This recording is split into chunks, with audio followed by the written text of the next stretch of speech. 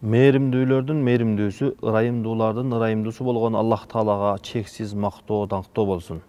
Жана өз үммөтүнө Аллах Тааладан берилген аманатты толук жеткизип, өмүрүнүн акыркы убактарына чейин үммөтүм деп өткөн сүйүктүү пайгамбарыбызга салам жана салаваттар болсун. Урматтуу телекөрүүчүлөр, назарыңыздарда Ороз айына арналган Райян телеберүүсү. Сиздер менен биргеликте бүгүнкү берүүбүздө сыйлуу коноктор менен Орозо айт майрамы туурасында сөз кылмакчыбыз. Анда бүгүнкү келген коноктор менен тааныштырып кеткенбиз. Устазыбыз Замиркары Ракиев, Азирети муфтийдин орун басары. Кош келипсиз. Аллах Таалам ишиңизге келийик, илимиңизге береке берген болсун. Жана Билал Ажи Сайпиев, Үгүт насаат бөлүмүнүн башчысы, жана устаз Султан Ачы Гапуров, Үгүт насаат бөлүмүнүн адиси, жана ошондой эле жолдош устазыбыз Ажы бөлүмүнүн башчысы. Баарыңыздар кош келипсиздер. Аллах Таалам сиздерге ыраазы болгон болсун. Биздин чакырыкка жооп берип, элибизге ушундай өзүңүздөрдүн жакшы осуят насаатыңыздарды айтабыз деп келгениңиздерге Аллах Таалам көптөгөн сооптор жазган болсун. Жана сиздер айта турган сөздөргө Аллах Таалам береке берип, элибизге пайдалуу кылган болсун.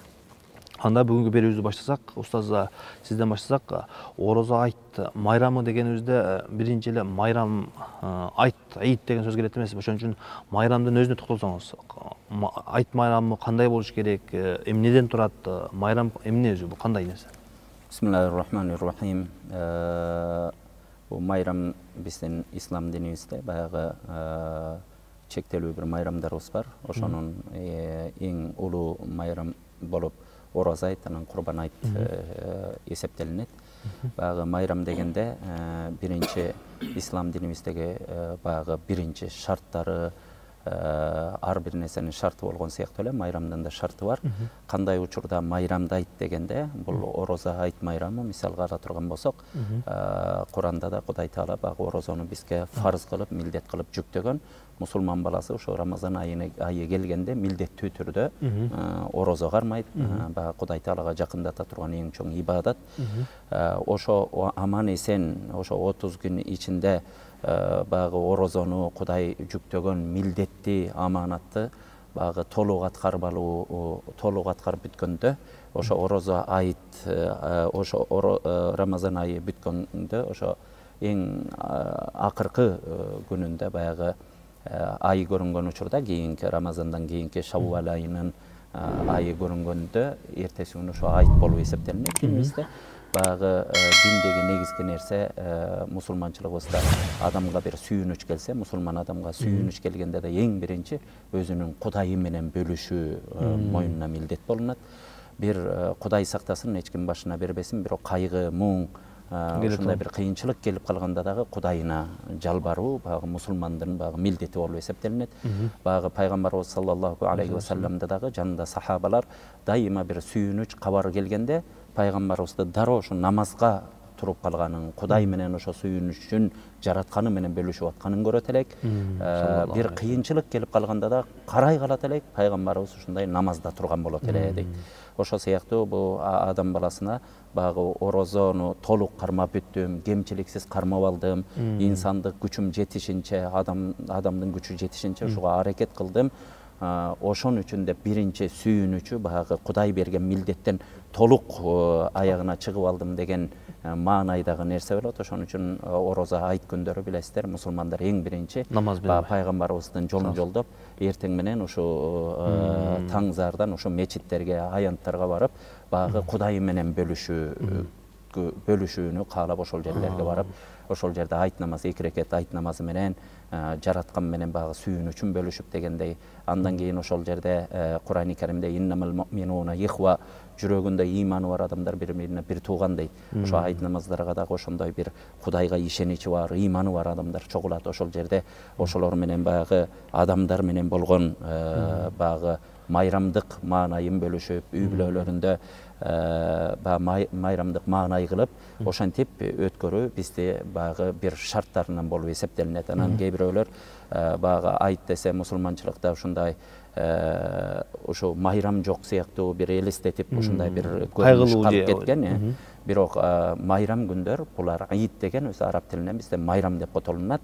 Бул күнү кадимкидей эле биринчи Кудайыбыз менен жаратканыбызга сүйүнүчүбүздү бөлүшкөндөн кийин, ошо күнү дуа тилектерибизди кабыл кылгандан кийин анан кадимки эле майрам, башка эле майрам сыяктуу, бирок баягы ислам дининин чегинен чыкпастан адал чөйрөдө бири-бирлерибизди зыярат кылып, ата-энелерибиздин барып дуаларын алып, кошуна колоңдор менен катнаштык кылып, бири-бирлеринин үйлөрүнө киргизип, бир туугандар менен алакаларын кылып, азыркы эми заманбап жашоодо бири-бирин телефон аркылуу, жазуу аркылуу ушундай бир куттуктап адамдар ошол күндөрү майрамыбызда, эми майрамдарыбызда ошондой жакшы көргөн кийимдерин кийип, Кур'ани Каримде худу зинатакум инда кулли масжид деп Кур'ани Каримде Алла Таала ар бир сежде кылуучу, ар бир мечитке барганыңарда жакшы кийимиңерди кийгиле, кооздон кула деген.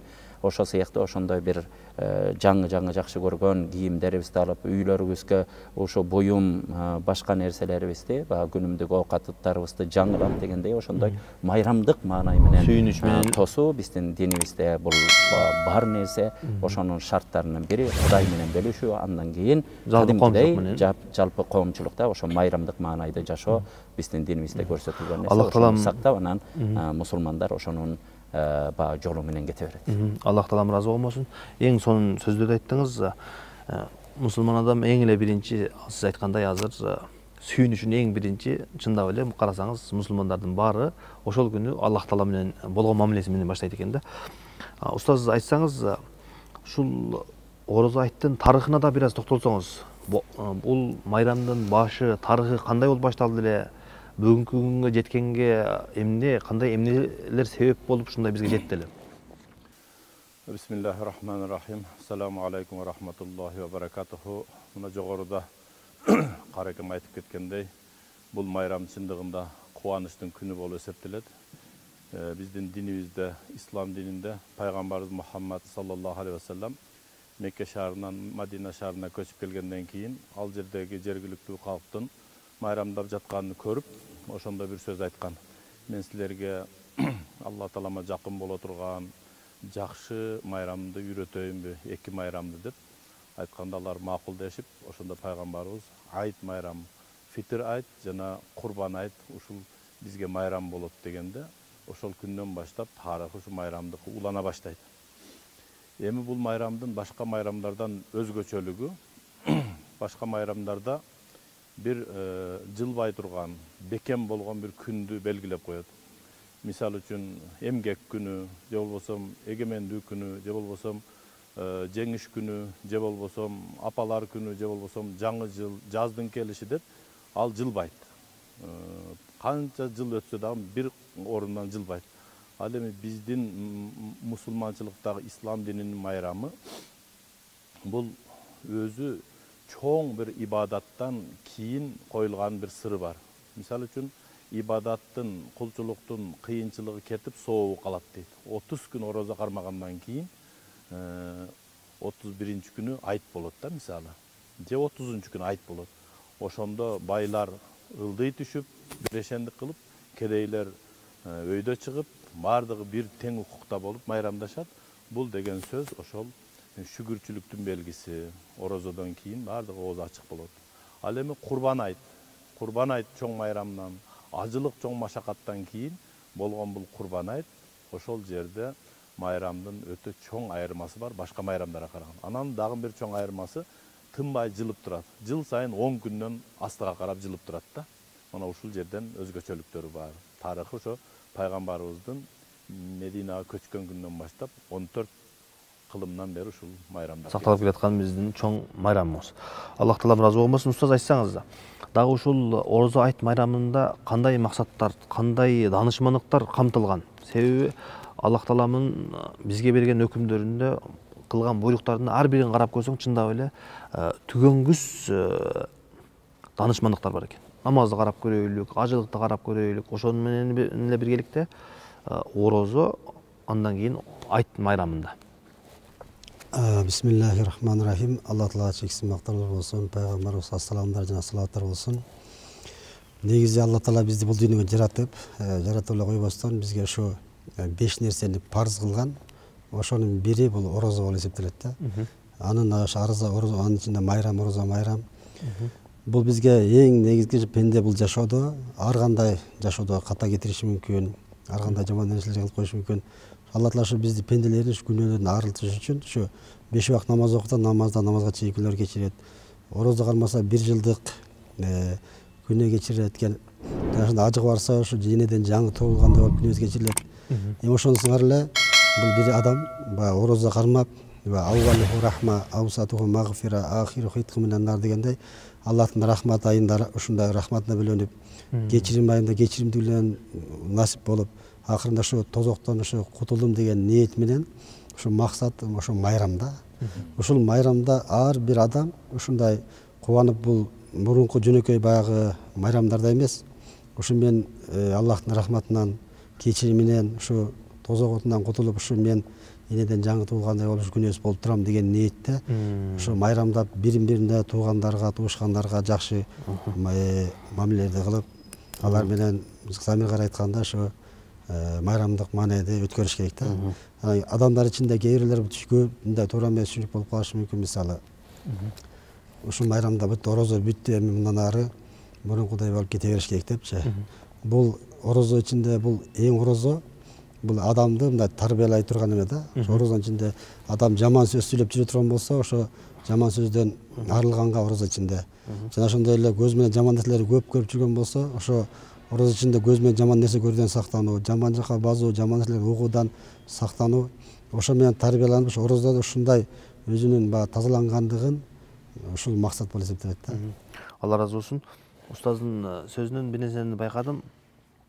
Чыныгы өзү негизи мусулман үчүн чыныгы майрам бир күндү күнөөсүз өткөзгөндү өзү негизи бул чоң майрам экен да. Аз карап көрсөңүздөр, орозодо чындап эле ошондой Алла Тааланын кечиримдеринен, Алла Тааланын ырайымына кирип ибадаттан кийин адамдын, мусулмандын сүйүнүчү Алла Таалага жакындагандыгына сүйүнүч болуп жатат да. Демек, мусулман үчүн ар бир күндө эле майрам болсо болот экен. Эгерде ошол мусулман өзүнүн ошол күнүнө күнөөсүз болуп, Кудайга көбүрөөк жакындап өткөзгөн болсо, демек ал үчүн ошол күн майрам десек дагы болот экен. Эми тарбиялык жагына дагы айтып өттүңүз. Устаз, айтсаңыз, ушул орозо айт майрамдарында биз үчүн, мусулмандар үчүн кандай тарбиялык жактар бар, кандай тарбиялык сабактар бар? Рахмат. Бисмиллахиррахманиррахим. Аллах разы болсун. Мына устаздар аябай жакшы маселелерди айтты. Албетте бул өзү Рамазан айынын тарбиясы. Ошол Рамазан айындагы ибадаттардын инсаниятка руханий берген тарбиясы аябай чоң. Бул биз айтып аткан айт күндүн ошо айт болушуна дагы, ошол күндө чындап мусулмандардын жүрөгүнүн сүйүнүшүнө дагы, ошо сиз менен биз сөз кылып аткан инсандар бир ай бою руханий тарбияны өзүнө камтып, ошол тарбияны кийинки жашоосуна улантып кетүүгө аракеттенип туруусу, ушуну өзү майрам десек болот. Өзү залалатта жүргөн коом болсо, же залалатта багытын таппай жүргөн инсан болсо, ошол инсан туура хидаят жолду таап калса, Кудайын таанып калса, ошол киши үчүн майрам болгондой эле, эми биз залалаттагы коом эмеспиз, бирок канчалык деңгээлде болсо дагы биз коомчулукта жашап атканда бир күнөөкөр пендебиз да, кемчиликтүү пендебиз. Анан ошол Рамазан айында 30 күн бою күндүздөрү орозо кармап, түндөрү ибадатта болуп, садака фитирлерди берип, ифтарлыктарды берип, кыскасы ушунчалык 30 күндүн ичинде мусулман кишинин жүрөгү ушунчалык жибийт, мээрими төгүлөт, себеби бул мээримдүүлүктүн айда. Анан ошондой тарбияны алып калганыбызга шүгүр кылып дагы бул айт намазын окуп, айт күндөрү кубанып, айт күндөрү бири-бири менен куттукташкан, айрыкча Рамазан айтындагы мусулмандардын жолугушуусу бул руханий жан дүйнөнүн тазалыгынан кийинки жолугушуу да. Ар бир жүрөк кубанып турган күн. Ошону менен эле бирге мына биз Рамазан айындагы садака фитирлерди беребиз. Рамазан айы ичи садака фитир кылып, ар бир балагатка жеткен, акылы бар, балагатка жетпеген болсо дагы жашап аткан инсандарга ошо садака фитир берилет. Ошо садака фитирлерибиздин эсебибизден биздин коомдо 5 кол барабар эмес, кээ бир жакыр жашап аткан үй бүлөлөр, жетим жесирлерибиз, кедей кембагалдарыбыз дагы ошо садака фитирдин эсебинен ошо Рамазандын берекесинен кичине бир казаны кайнап, көңүлү ачылып, турмуш шарты оңолуп, көңүлү ачылып, бала чакасы мындай кенен кесир басып калып, кыскасы мындай теңдиктин, коомдогу теңдиктин дагы келиши дагы бул ар бир мусулман кишинин жүрөгүн кубандырат да.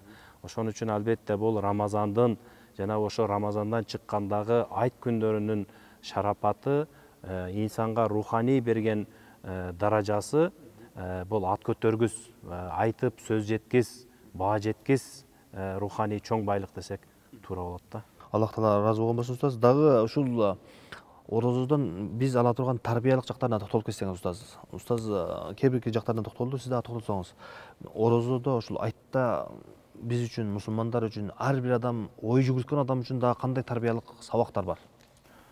Негизинен баягы мусулман адамзат үчүн эле негизи орозодо баягы сырлар, өтө чоң сырлар бар. Баягы Кудай Таала орозонун ичине жашырган. Ошонун эң негизгилери баягы орозодон ала турган биздин тарбияларыбыз баягы сабырдуулук болуп эсептелинет экен. Адам баласы билесиздер, баягы баардык нерсеге чыдайт, бир ачкачылыкка чыдай албайт. Ошо сыяктуу бул дагы адамды ошо тиги таң аткандан күн батканга чейин баардык өзү адатта адал болгон нерсе дагы ошол учурларда жеш арам болунат. Мусулман адамга баягы ден соолугу жетип, ошо орозо тутканга шарты бар адамга, мүмкүнчүлүгү бар адамга биринчиден баягы сабырдуулукка үйрөтөт. Экинчиден баягы орозо тутушта баардыгыбыз жакшы билебиз, бир эле ачка жүрүп баягы ашказандын ачкалык эмес, адам баласы ошо жаман сөздөн, жаман ой пикирден, адамдардын арасына чагымчылдык кылуудан, ушак сөйлөөдөн, бирөө менен жаңжалдашуудан, жүрөгүнө кек сактоодон баардыгынан сак болуш керек. Же болбосо орозолорунун баардыгы бир текке кетип калышы мүмкүн. Пайгамбарыбыз саллаллаху алейхи ва саллям өзүнүн хадисинде кээ бир адамдар намаз окуйт, бирок өздөрүн жатып туруп чарчаткандан башка пайда таппайт. Дагы бир адамдар орозо тутат, суусуз калып чаңкагандан, ассыз калып ачка болгондон башка пайда таппайт дейт. Баягы адамдын жүрөгүндө бул Кудай үчүн деген нерсе болуш керек. Ошон үчүн орозонун толук болушу үчүн баардык мүчөлөргө орозо туттуруу. Ошонун өзү эле тарбия баягы 30 күн, ушундай бир ай бою Алла Тааланын сырлары экен. Бир айга эмне үчүн ушундай орозо бир айга чоюлат десе, бул адам ошо бир ай ичинде баягы характерлеше баштайт экен. Адамдын кулк мүнөзүнө айланып калат экен, жанагындай ушак сүйлөөгө көнгөгөнүп калат экен адам баласы. Чагымчылдык кылбаганга, бирөөгө жаман пикир ойлобогонго, ачуу сөз айтпаганга, көчөлөрдө арам нерселерге, өзүнө Алла Таала арам нерселерге караганда арам кылган ошолорго карабаганга, баягы орозом кабыл болсун деп өзүнүн толук өзү менен эсептешкенде, ушул нерселер баягы адамдын мүнөзүнө айланат.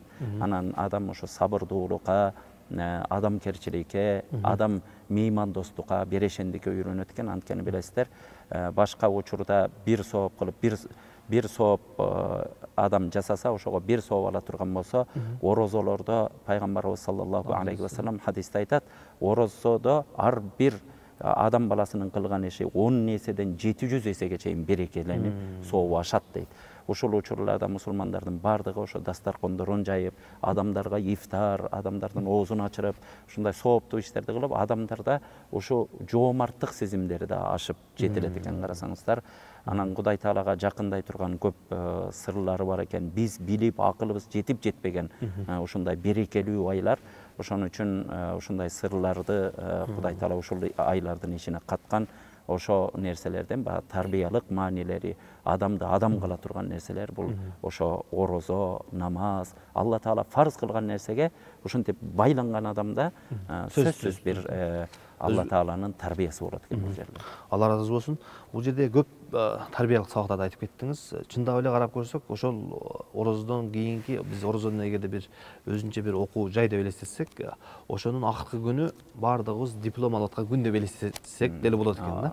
Айт күнү орозуда ким ибадат менен өзүнүн ибадатыны, жүрүм турумуну балким сиз айткандай оңдоду, жакшы багытка бурулду, өзүндөгү жаман нерселердин баардыгын таштады, чындыгында ошол күн мындай сүйүнүчтүү күн болот экен да. Ошон үчүн айтсаңыз устаз Билал устаз, сирри яумул иди фи имарихи деген арабча неме бар экен да. Башка күндөргө караганда, башка майрамдарга караганда, кээ бир жана башында да тарыхында айтып кетпедиңизби? Ошол майрамдык күндүн сыры ошол күндүн өзүндө же болбосо ошол мезгилде тура турган болгон болсо, бирок Орозо айт майрамында жана башка эки майрамдын сыры ошол күндүн өзүндө эмес, балким ошол күндүн ичинде кылынган иштерде экен да. Албетте биздин Рамазан айындагы бир береке убакытты сезет экен адам баласы. Башка мезгилде саатты кечке чейин бир 5-6 жолу карасаң, унда эртеден кечке карайт экенсиң да. Акыркы минуттарда, секундтарга чейин карайт экен да. Алла Тааланын убактысынын бир берекесин билдирет экен да. Бул Пайгамбардын хадиси бар, лиссаими фархатан деп. Орозо туткан адамда эки кубаныч бар дейт. Фархатун индал ифтар ва фархатун инда ликаи раббихи дейт да. Биринчиси оозду ачкан мезгилдеги кубаныч, анан экинчиси жаратуучуну көргөн мезгилдеги, жолуккан мезгилдеги кубаныч дейт да. Эми 30 күн ифтар кылабыз. Бул бир кубаныч болсо, Айдул Фитр деген сөз ифтар кылган майрам деп айтат да. Орозодон чыккандан кийин. Орозодон чыккандан кийин оозду ачкан майрам дейт да. Бул сыры адамдар бардыгы ачкачылыкты бир жолу башынан өткөрдү да. Бул биринчи. Экинчиден байлар кедейлердин кадырына жетти. Үчүнчүдөн байлар берешендик кылып курбанчылыктарын берди, кедейлер аны кабыл кылды да. Төртүнчүдөн кедейдин бир курсагы тойгон жарым байыган дейт. Жарым өйдөгө көтөрүлдү да. Элибизде ахвал, руханий, социалдык ахвалдар көтөрүлдү да, бардыгы майрам бирдей болду. Анан больницаларда жаткан оорулууларга, кары картаңдарга, жетимдер үйүнө, карылардын үйүнө эттер, канча букалардын, койлордун, кочкорлордун эти барды да. Бул бир. Экинчиден мал өндүрүп саткан адамдардын үйүнө канча пайда келди. Үчүнчүдөн мынау биздин ошол күндөгү больницаларда жаткан ооруларга канча зыяраттар болду. Андан башка үй бүлөлүк жана туугандар ортосундагы махабат пайда болду. Байкелер инилерине, окуучуларга, студенттерге акча берди. Балким ал берген акчасыны стипендиясыга төлөдү. Кыскасы, ошол күн бир күндөгү кылган амал ошол жерде чоң фазилат турат да, артыкчылык турат. Эми башка майрамдарга окшоп, мисалы бизде мусулманчылыкта ушунчалык жакшы майрам, зикир менен, ибадат менен, Аллага байланыш менен, кайыр садакалар менен бүт исламдын шарттары кабыл алынып атабы? Эми башка майрамдарды өзүңүздөр билесиздер. Баягында ичкиликтер болот, мушташ болот, түнү менен скорийлар тынчыбайт, милициялар уктабайт, үйдүн көзүн көрбөй калат. Мисалы ушуга окшогон нерселер болбойт да. Айырмасы ушул жерде турат. Аллах Таалам ыраазы болгон болсун устаз. Биз ушул айт майрамындагы эң сонун бир өзгөчөлүктөрдү, Аллах Таала ичине камтып койгон сырларды айтып кеттик да. Ошолордун ичинде эле коомчулукка дагы бир токтолдук. Ошо коомчулукка тийгизген пайдаларына дагы көбүрөөк токтолсок, устаз.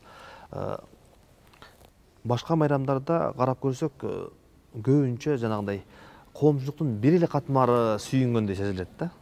Колунда бар адам болгон болсо, мүмкүнчүлүгү бар адамдар болгон болсо, ошолор гана сүйүнгөндөй. Бирок Орозо айт майрамдарында, Курбан айт майрамдарында карап көрсөк, коомчулуктун бардык катмары сүйүнүчкө, бир кубанычка бөлөнүшүп, бардыгы бирдей, үй бүлөсү дагы, жанагындай ооругандар болсо дагы, кедей кембагал болсо дагы, бардыгы ушундай бир бактылуулукка оролгон күн болуп турат да. Айтсаңыз дагы коомчулукка тийгизген пайдалары кандай ушул майрамдарда?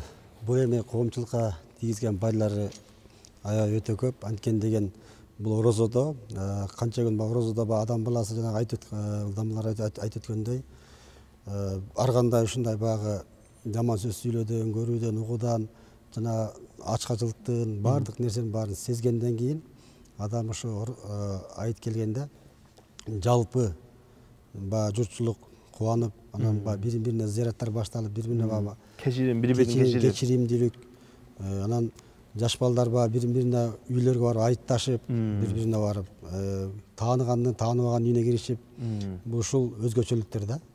Андан тышкары бул канчалык баягы эме боло берсе, ушундай нерсе боло берсе, адамдар да билет да, орозо учунда ушу тарбияланган баягы эмелерди, кылык мүнөздөрдү, ушул ичинде ороз ичинде кылган жакшылыктарды ушу сактап калайын деген ниетте болушу мүмкүн да. Бул да немеден кийин, ушул айттан кийин, орозодон кийин дагы орозодон алынган сабактар кийин дагы уланып кетүүсүнө чоң бир себеп экен да. Аллах таалам баарыбызды ушул жакында аз калган орозого жеткизгенге Аллах таалам насип кылган болсун, жана баарыбызды ушинтип орозо айларыны ибадат менен Аллах таалага жакындап, Аллахтын эң сүйгөн кулдарынан кылганга Аллах таалам насип кылган болсун. Жана сиздердин айткан сөздөрүңүздөргө Аллах таалам береке берип, элибиз телекөрүүчүлөр дагы угуп, ушул сөздөрдөн пайда алып, Алла таалага жакындап, элибиз, жерибиз, мекенибиз дагы бир алдыга бир кадам таштаганга Аллах таалам насип кылган болсун. Баарыңыздарга чоң ыраазычылык билдиребиз. Урматтуу телекөрүүчүлөр, биздин бүгүнкү берүүбүз соңуна чыкты. Аллах таалам баарыбызды ушинтип Аллах тааланын берген улуу айларында орозо кармап, Аллах таалага жакындаганга насип кылган болсун. Кийинки берүүдөн кайрадан жолукканча саламатта калыңыздар. Ассаламу алейкум ва рахматуллахи ва баракатух.